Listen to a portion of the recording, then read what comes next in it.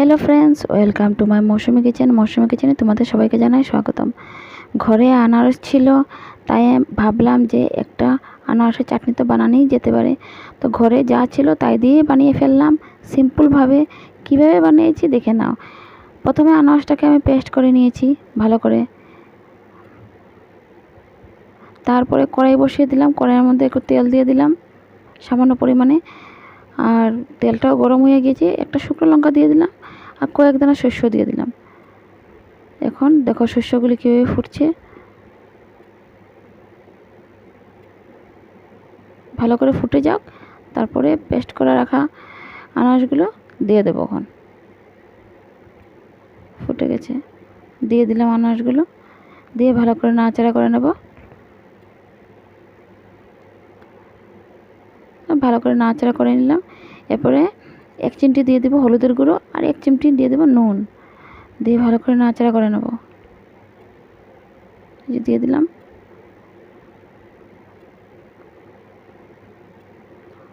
হলুদটা দিলে কালারটা একটু সুন্দর আসে, তাই 1 চিমটি হলুদ দিয়ে দিলাম, নুন দিয়ে দিলাম স্বাদ অনুযায়ী,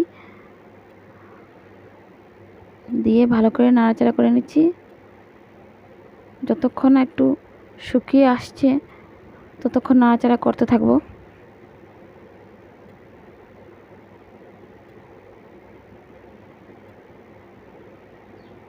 এই যে শুকিয়ে গেছে, এখন আধা বাটির মতো চিনি দিয়ে দেব।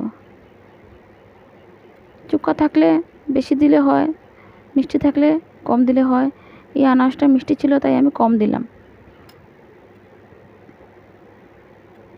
ওই বাটির মধ্যে আধা বাটি জল অ্যাড করে দেব। এই যে আধা বাটি জল দিয়ে দিলাম। বাস, এখন ভিজিয়ে রেখেছি কাজুগুলো ওখানে এর উপর দিয়ে দেব।